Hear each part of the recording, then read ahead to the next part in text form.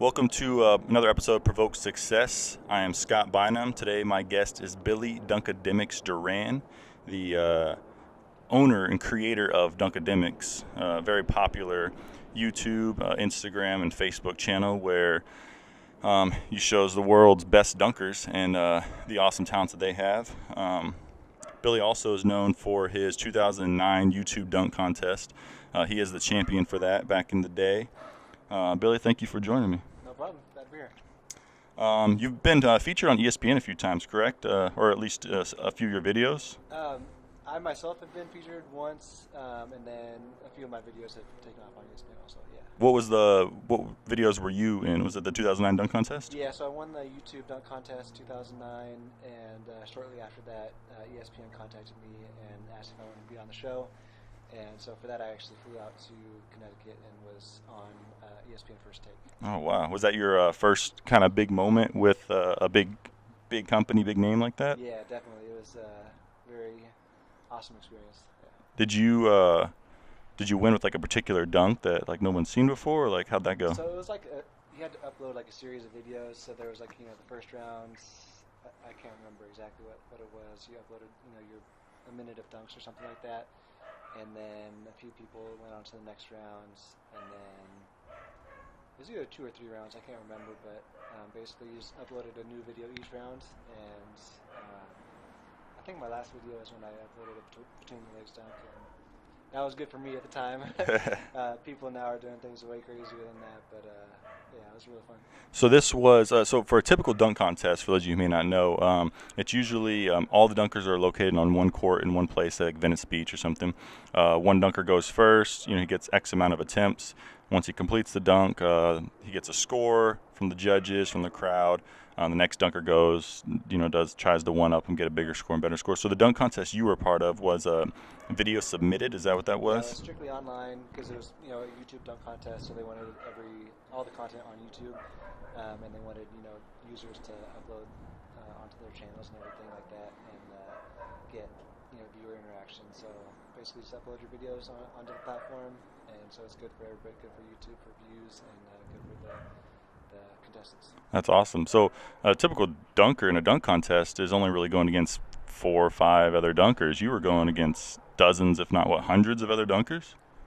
Yeah, it was probably, it was maybe less than 50, I would say. Okay. So it wasn't like huge, but it was decent, I guess. And you end up winning it. That's awesome. Yeah. Billy also has his YouTube channel is very popular. He's got over 70 million views on his YouTube channel and over 1.5 million likes on Facebook. How did you get to that level of following and of views? Like, was there like a formula for that, or? Really no formula. Well, I guess no intended formula. Basically, I was a dunker myself, and so I had a passion for dunking. And as I got more into it, I started getting injured quite a bit. But lucky for me, there were local guys who were also good dunkers. Hanif, aka Young Hollywood, was one of the first guys I started dunking with. And then he was good friends with Air Dog, Michael Stewart. And so basically with them two, they kind of like started it off with me. West Coast Dreamers, correct? Yeah, the West Coast Dreamers. And we would do dunk sessions together, dunk events together. And so eventually, I kind of stopped dunking, but I still enjoyed, doing the dunk sessions and doing stuff with these guys. So I would just film them. I had a camera and things like that, and I had my YouTube channel. So I just kind of pursued that. It was a fun thing to do, and then eventually it kind of just turned into something that I could make a little bit of money off of, and that kind of turned into my passion. And I guess for formula-wise, I kind of looked up to channels like Who Mixtape and Ball is Life and things like that, who would film high school games and make mixtapes of the players, and so I would do that with the dunks, and that's kind of how it started, and just took off after that. That's awesome. So your style's a little bit different than Hoop Mixtape and Ball is Life, correct? I mean, you follow just the top dunkers. The Hoop Mixtape, Ball is Life, or go to, like you said, more the top high school players and get them in-game dunks and, crossovers and stuff. You're mostly focused on dunks, correct? So I'm only focused on dunks. Okay. Yeah, and so that I guess that like kind of separated me, and maybe that helped me grow a little bit. Is that I was strictly for dunking, and there's not, I wouldn't say like it's a huge community yet, but it's definitely growing, the dunk community, and that's kind of one of the things I'm focused on right now is just try to grow that community as much as possible and get people more into dunking and just to grow it as a sport. Speaking of that community, there's a lot of big names in that community as far as Chris Staples and Jordan Killigan and like the two you mentioned, Young Hollywood and Air Dog. You pretty much know everybody in the dunk community, correct? Yeah, so that's like part of my quote-unquote job is to know all the dunkers and to be in contact with them, and if they're ever in LA to do a dunk session with them. Most of the guys are really cool guys. The guys I'm closest with right now are Jonathan Clark and Chris Staples. They both live relatively close. Jonathan not so much anymore, but I've done a lot of sessions with them. And then now guys like Tyler Curry is starting to come up real fast, so he's a local guy. But even beyond that, just the guys who are on Instagram, even though they don't live close, like there's a bunch of guys in Florida who I'm constantly in contact with, and we chat online all the time and talk about dunks. And it's really fun because you don't really find many people who know that much about dunking, so to be able to go on Instagram and have little chat groups and be able to just talk about dunks is really fun. That's awesome. I'm going to put you on the spot a little bit here. Who is right now, maybe not just throughout the time you've been doing DUNKADEMICS, but who is the best dunker right now? So it changes pretty rapidly. Yes, it does. Some of the three guys that you mentioned, or that we mentioned, Jordan Kilgannon, Jonathan Clark, and Chris Staples. Over the last 3 years, they've kind of like gone back and forth, along with like Guy Dupuis, guys like Jordan Sutherland. Right this second, since you said right this second, I would lean towards Jonathan Clark. Okay. Because he just hit the double East Bay. Oof, that was sick too, by the way. So he's kind of riding the wave right now. 2017 was like Chris Staples' year, where he won Dunk League and some overseas dunk contests, I think Jump 10, things like that. Before that, Jordan Kilgannon was on a wave for a long time, and he was really dominating the dunk game when he got injured. But yeah, those guys are at the top right now. If I had to choose at this moment, I would say John. Okay, and then there also that reality show, Dunk Kings, right? Isn't that? What do you think? Did that hurt or help the dunk world? I think it helped it. For a while, I saw people commenting on my videos. I saw this person on Dunk King and things like that. So I think any sort of thing like that, where it gets dunking into the public eye, is good, especially since it was the professional dunkers, not just NBA dunkers. So I think that was really good. Yeah, and a lot of times during NBA dunk contests, the pros will be asked by the media where they get their inspiration or how they feel about social media dunkers or YouTube dunkers, right? A lot of times they end up saying YouTube dunkers are a lot of their inspiration, right? And you've worked with a few professionals that have said that, right? Like Blake Griffin and... Yeah. So yeah, a lot of them, obviously see the videos. They follow these guys on Instagram, and they follow my page on Instagram. And so whenever there's an NBA dunk contest, they watch these guys. They want to see what's new and what's going on. Guys like Aaron Gordon especially is like big into like seeing all the dunks, and he incorporated a lot of like trick stuff into his dunk contest, and you could tell he put a lot of time into it, and so that was really awesome. Yeah, that's awesome. What do you think the craziest dunk you've seen was? I mean, granted, most of these aren't in-game dunks; they're all prepared dunks. What do you think the craziest one you've seen was? Yeah, so the double East Bay obviously just happened a couple weeks ago. That was just insane. He's been working on that for a few years now. So to see that happen was awesome.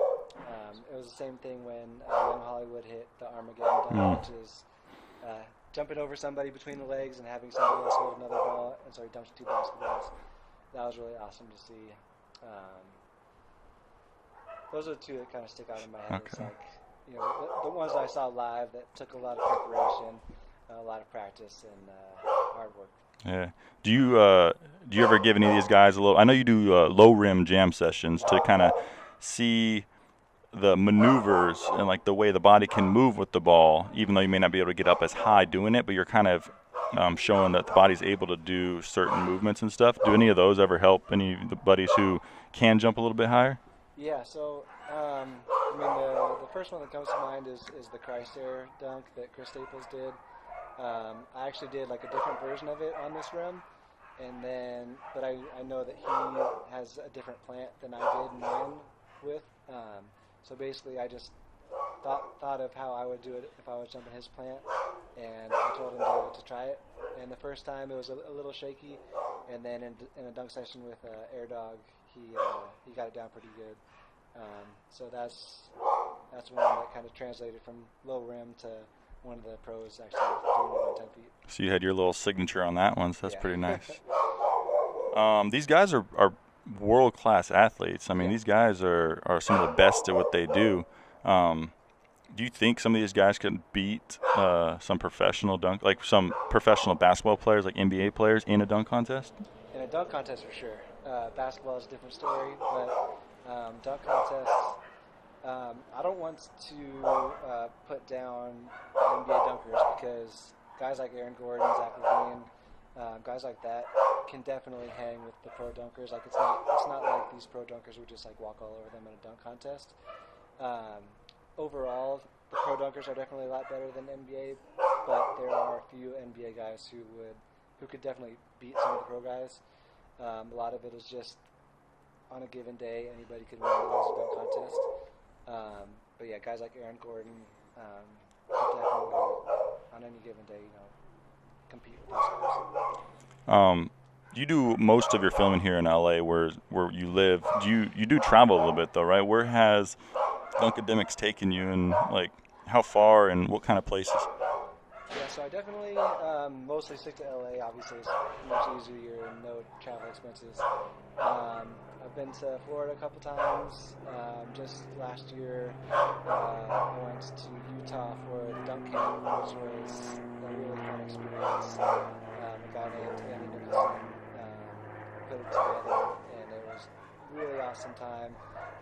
Jonathan Clark, guys like Rivera, and guys like CJ Champion were out there, and I had a blast. I was only there for a couple of days, but this year I plan on doing that again and hopefully going out for like a week. What exactly is it?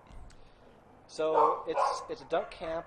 So the first couple of days, they have different professionals, trainers, therapists, things like that, who are there to talk to the campers and basically help them to increase their vertical jump, talking about some dunk techniques and things like that. And then they cap it off with a dunk contest for the campers, and then a dunk show for the professionals they bring in. Okay. And it was awesome. And you are a camper, or you're a coach, or what do you do? I was just there to experience it and just to film it and document it. Okay, and then people can check that out on your... On my YouTube, and then I have a few clips on Instagram that you could probably look back on. But, okay, awesome. So you said you started filming with Air Dog and Young Hollywood. What made you want to bring it to the level that you're at now with, competing with the Ball is Lifes and the DUNKADEMICS and the Home Team Hoops and all those guys? Yeah, so it was basically a gradual thing. At first it was just I love dunking. I uploaded my dunks onto YouTube before I knew you could make any money off of it or anything like that. Just for fun, and kept on doing that with Hanif, and it was a gradual thing. I eventually learned that you could make some money off of it, so I put ads on the videos, and at first it was just like, this is just a little bit here and there, but then I started to get a little bit more, and so it's just a gradual thing to where it went from just a side thing to now it's my main focus as a job as well as my passion. So. That's awesome. What is success to you?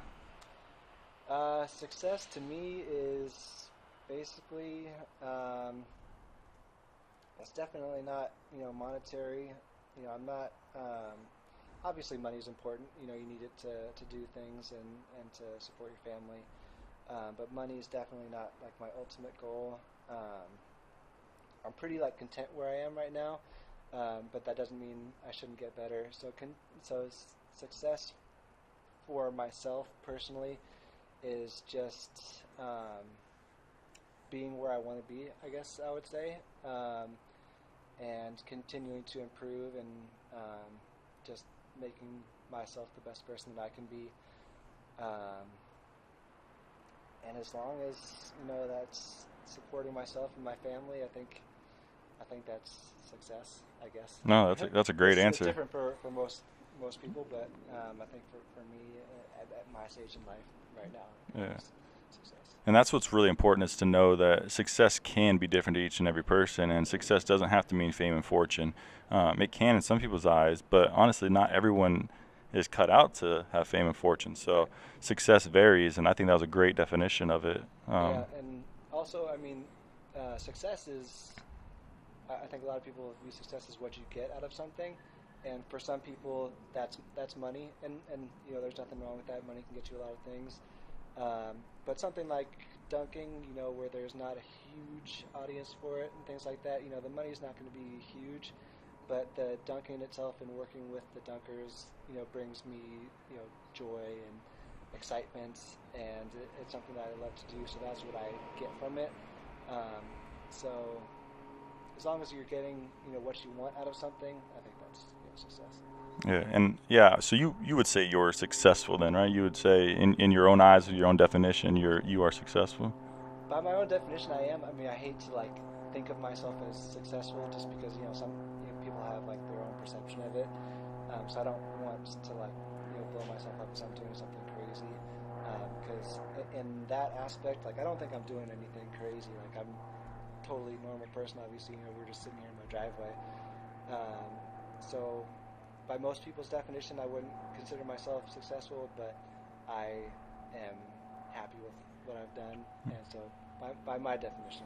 And that's what's important too. I mean, it's not a negative thing to be successful, and the premise behind this whole series is to show people that they can push for success. If that means having a family who's healthy, and you are, you're not driving fancy cars, but you have transportation, you have food on your table, you have a roof over your head, and you have the love of your family. That is success. People's definitions are different, but if that's what it takes to be successful, go for it.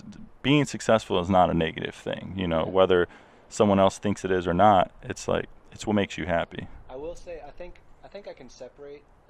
So myself, I view myself as being successful by my definition, but DUNKADEMICS is a different story. I think I can separate those two, and DUNKADEMICS I wouldn't quite view as successful yet. It's not where I want it to be. Keyword yet. I like that. Yeah. Well, and it's important to always know that you can improve. You don't want to rest on what you've already accomplished.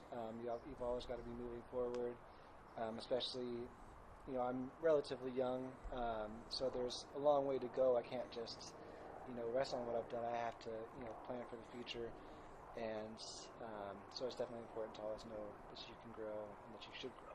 And with that being said, what motivates you? Because I'm sure it's not easy doing what you're doing. I'm sure that you have days you just really don't want to get up and go out and film, or what keeps you going? What keeps me going is the passion for dunking. I love dunking. I love watching dunks. I love talking about dunking. So that's kind of what keeps me going. The hardest part for me is just having enough content and having dunkers around to dunk with.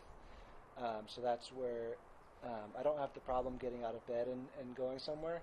The problem is having access to the things that I need to put out content. And then with that being said as well, it might be tough to not have access, or may not have the right opportunities, or where you might have some speed bumps, I guess is what I'm saying, but those are just speed bumps, right? You don't actually let them into roadblocks, right? Yeah, definitely. Especially with the way that social media is now, there's always something that you can do, something you can post. There's always something that you can work on.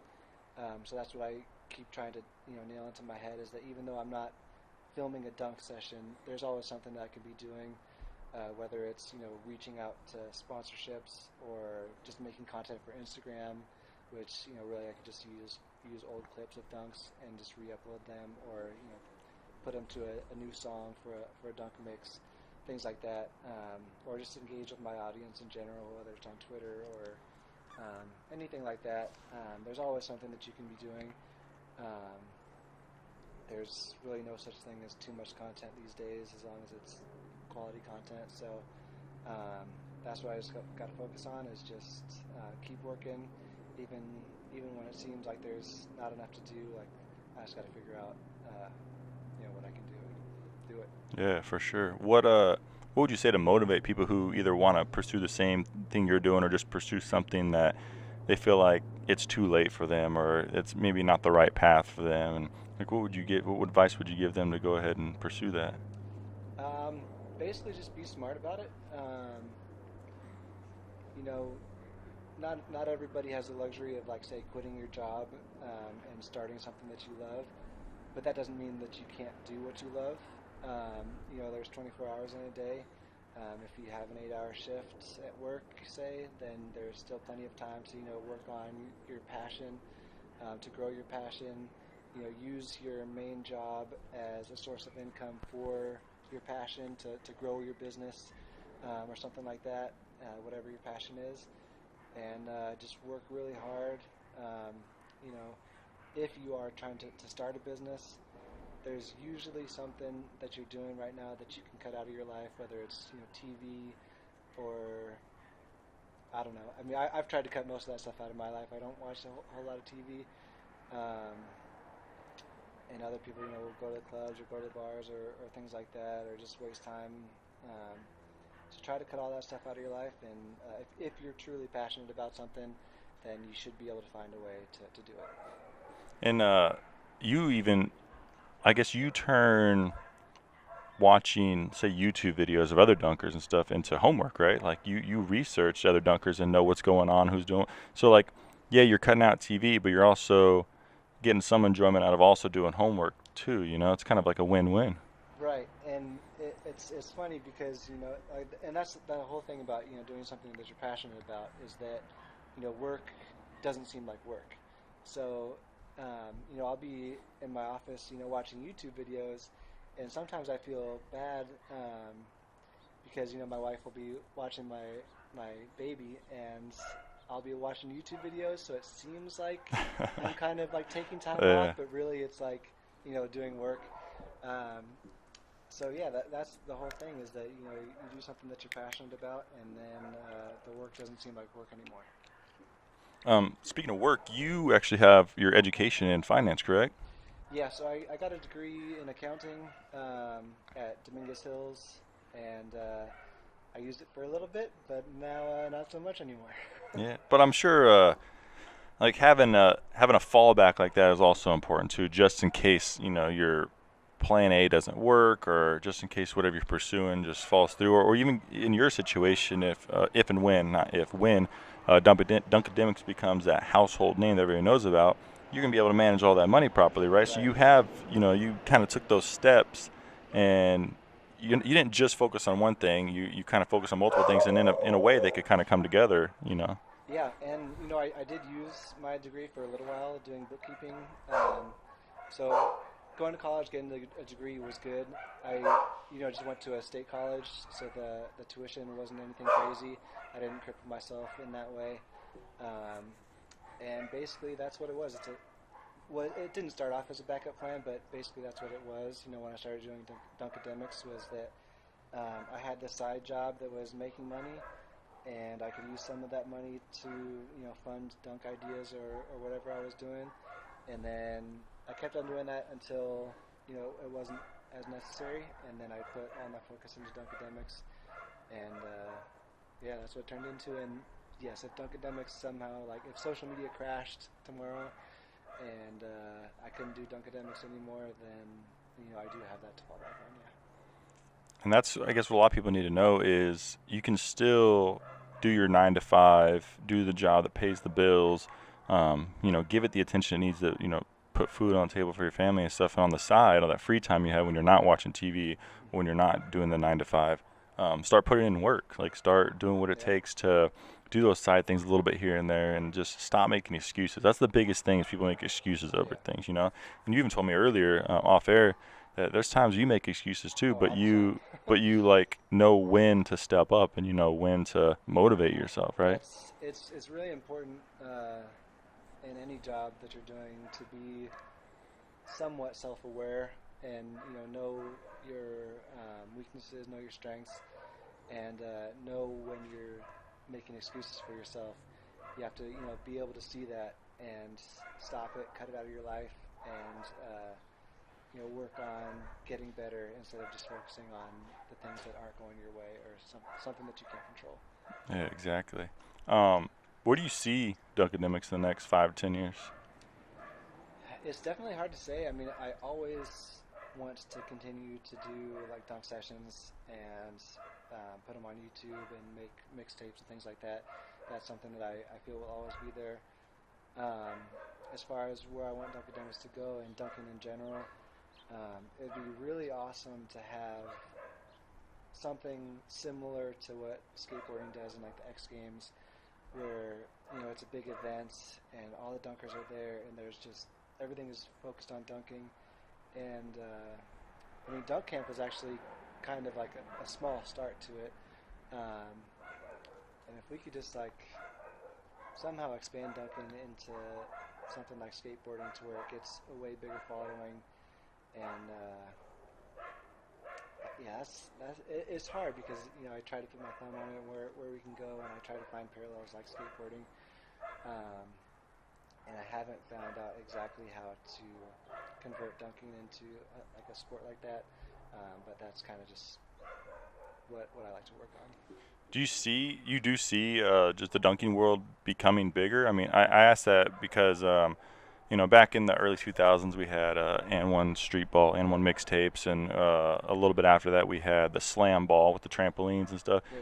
I feel like we've had tastes of dunking, and even now in NBA, when the big dunk happens, it usually is in ESPN's top 10 or something like that. So we know dunks are there, and we love dunks, but like, why is it not growing at the rate we feel like it should? I think, well, one of the main things is that it's not lucrative yet. So guys who have regular jobs, they don't have the incentive to like fly out to Los Angeles to do a Dunkademics dunk session. Like, there's no money in it, or they have to like invest a lot of their own money to travel out here. So that's where it's like kind of tough. But to the no excuses thing that we were just talking about, you can always put content on Instagram. Like, all you need is your smartphone and to go to a gym or a basketball court and do your dunk, and you can just immediately upload it onto Instagram. And if it's good enough, people will find it. I like that. That's a good one. Yeah. So now I think it's more getting people to get into it at a young age, and I think it's kind of starting to get into it. And because now you see high schoolers doing these dunks like in games, and they're just insane. So I think dunking overall is getting more popular, as far as like more people are trying it and getting exposed to it, and over time you'll see people get better and better, and they start at a younger age, and then if they're not going in the basketball direction, then they know that they can go in the dunking direction, because that's another like speed bump for dunking, is that if you're a top athlete and you're on that level, a lot of times you're going to be a top basketball player, or you're going to be a top football player, something like that, and those obviously have lucrative, jobs attached to them if you get that far. So dunking is kind of like, it weeds out the people who aren't good enough to get to the NBA or NFL, and it takes those top athletes, and they can become professional dunkers. But I mean, the more it grows, I see more people getting into it, and hopefully it'll just keep getting bigger.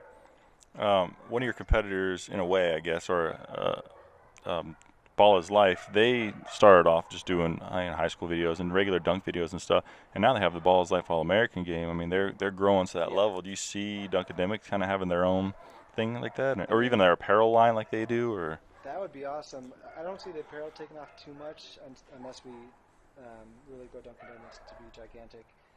But events definitely would be awesome.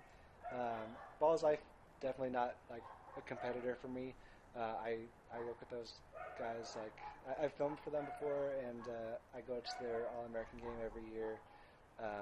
They're really cool with me, and it's because I'm not doing what they do. They do the high school basketball stuff like that, and so I'm not like direct competition with them. Gotcha.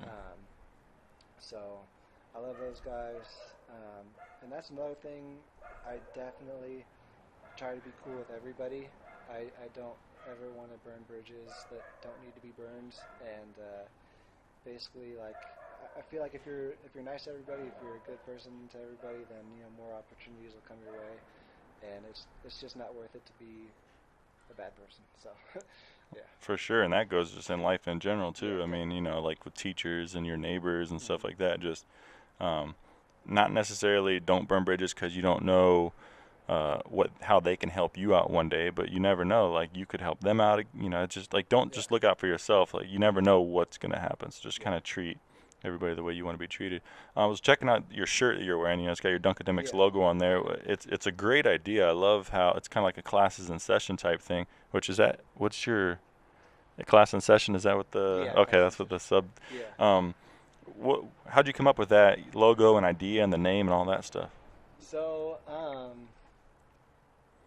basically, I was just trying to think because my old channel name was White Flight BD because my nickname was White Flight. And obviously, I had stopped dunking, and so I needed to go into a new direction, and so I needed to think of a name for it. And there was an old clothing line called Academics, and they spelled it differently, I think with a K or something like that. And then so I thought Dunkademics was cool, and then classes and session was just kind of like the tagline, I guess. And the logo, I was actually at my friend's house, my longtime friend since middle school, Michael Shardy, and he had an editing program, and he helped me put it together. I told him I wanted, the square root thing over it, and plus minus sign and stuff like that. It's kind of corny, but it's just stuck, and I haven't changed it since then. I came up with it in 2011, and we just kind of ran with it. I like it. No, it looks great. What does Dunkademics have in the near future? You got anything big coming up, or anything that people should tune in for and check out? Basically, always just stay on Instagram and YouTube. Dunk sessions are pretty random, but I plan on having a dunk session with Chris Staples this week, maybe Bionic Brooks, and Tyler Curry, things like that, and then Jonathan Clark. In the next month or so, I'll definitely do some sessions with him. So it's really just like a year-long thing to just be on the lookout. There's usually always something going on, like All-Star Weekends. They usually have dunk events going on. So probably around that time will be something big. And then June is the next dunk camp. And so that I hope will be even bigger than last year. Okay. Where can everybody find you? What's all your handles? Yeah, so Instagram, Twitter, and Facebook is all just at Dunkademics.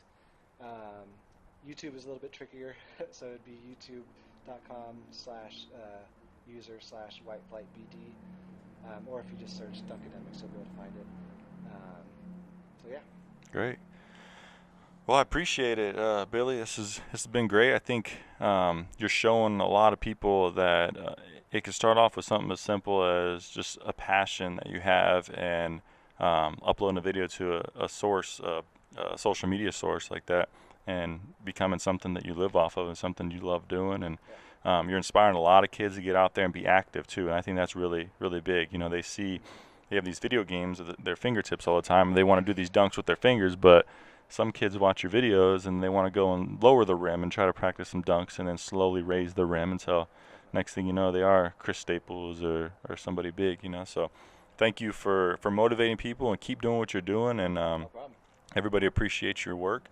And everyone make sure you go follow Billy on all of his platforms. Thanks again, Billy. No problem. Thanks for having me on.